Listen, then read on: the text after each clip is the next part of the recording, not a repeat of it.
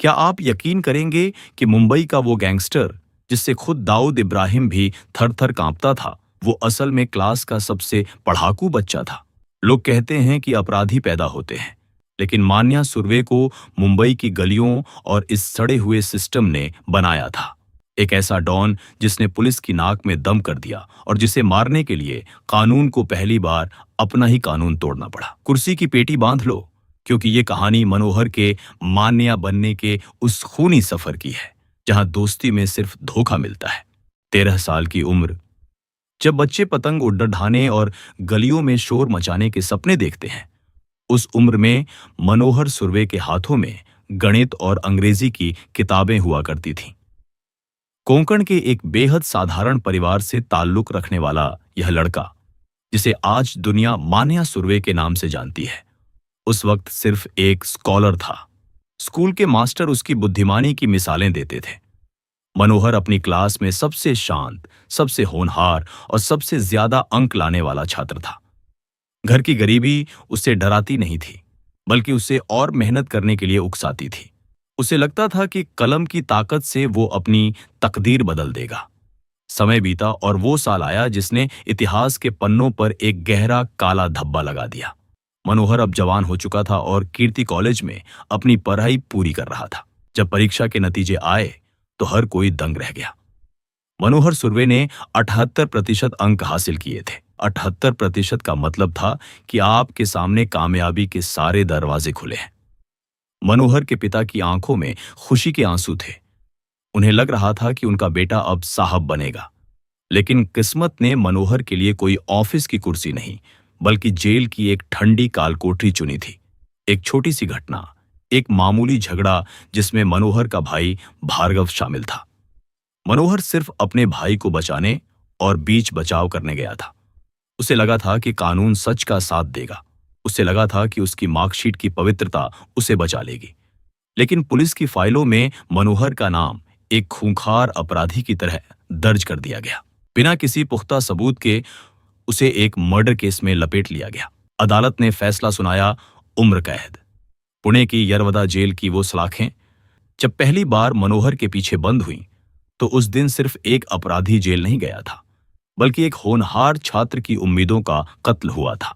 Jail की उन अंधेरी दीवारों के बीच मनोहर ने महसूस किया कि इस दुनिया में सच और ईमानदारी की कोई कीमत नहीं है। जो कल तक किताबों में खोया रहता था, अब जेल के अखाड़े में पसीना बहाने लगा। मनोहर सुर्वे अब मर चुका था और यरवदा की उस कोठरी से जन्म ले रहा था मान्या सुर्वे। मान्या ने जेल के अंदर ही अपना एक छोटा सा साम्राज्य बनाना शुरू कर दिया।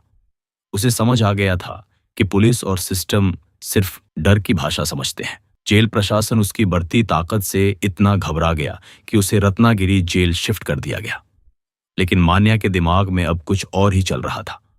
उसने तय कर लिया था कि वो इन दीवारों के पीछे अपनी जिंदगी खत्म नहीं होने देगा। डॉक्टरों ने कहा कि अगर इसे अस्पताल नहीं ले जाया गया तो यह मर जाएगा।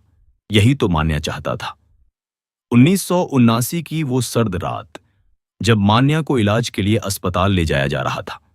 पहरेदारों की एक पल की लापरवाही और मान्या ने वो कर दिखाया जिसकी किसी ने कल्पना नहीं की थी। अस्पताल की खिड़की से कूदकर अंधेरे में गायब हो गया।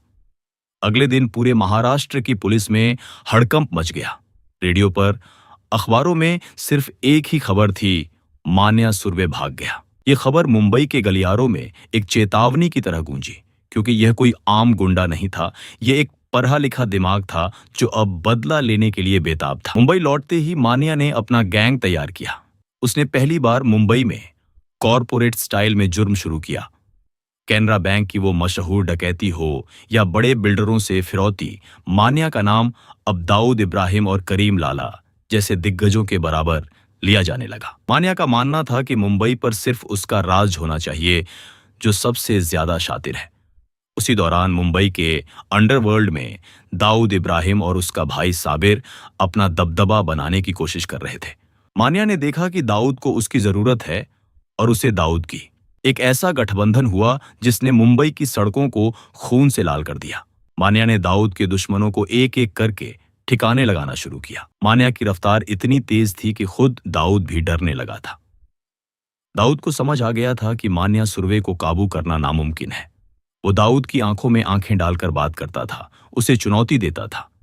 यहीं से कहानी में वो मोड़ आता है जो रूह कंपा देता है। दाऊद इब्राहिम को लगा कि अगर मान्या को अभी नहीं रोका गया तो कल वो पूरी मुंबई का बेताज बादशाह बन जाएगा। दोस्ती विश्वासघात में बदल गई। दाऊद ने चुपके से पुलिस के साथ हाथ मिला लिया। उसने मान्या की हर हरकत, उसके हर ठिकाने की खबर पुलिस को देना शुरू कर दिया। मान्या, जो खुद को सबसे शातिर समझता था, वो अपने ही पार्टनर के बिछाए जाल में फंसता चला गया। 11 जनवरी 1982 दोपहर का वक्त था। वडाला के अंबेडकर कॉलेज के पास एक टैक्सी रुकी। मान्या अपनी प्रेमिका से मिलने वहां पहुंचा था। उसे अंदाजा भी नहीं था कि उसके पीछे पुलिस की एक पूरी फौज खड़ी है। एसीपी इसाक बागवान के नेतृत्व में पुलिस ने उसे चारों तरफ से घेर लिया था। मान्या जैसे ही टैक्सी से बाहर निकला, उसे मौत की आहट सुनाई दी। उसने अपनी पिस्तौल निकालने की कोशिश की, लेकिन पुलिस की गोलियां उससे कहीं ज्यादा तेज थीं। गोलियों की आवाज से पूरा इलाका थर्रा उठा। मान्या जमीन पर गिर पड़ा। उसके सफेद कुर्ते पर खून के लाल धब्बे फैल रहे थे। अपनी आखिरी सांसें गिनते हुए भी मान्या की आंखों में कोई पछतावा नहीं था।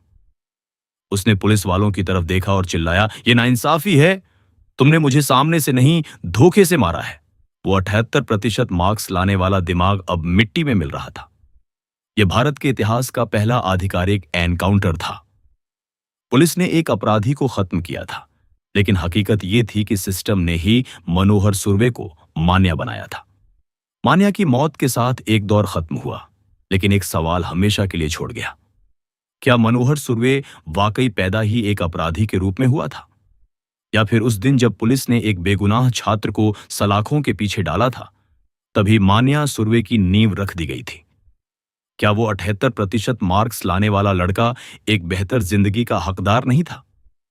आज जब हम पीछे मुड़कर देखते हैं, तो मान्या सुर्वे सिर्फ एक नाम नहीं, बल्कि एक सबक की तरह नजर आता है। जुर्म की दुनिया का अंत हमेशा ऐसा ही होता है, दर्दनाक और तन्हा।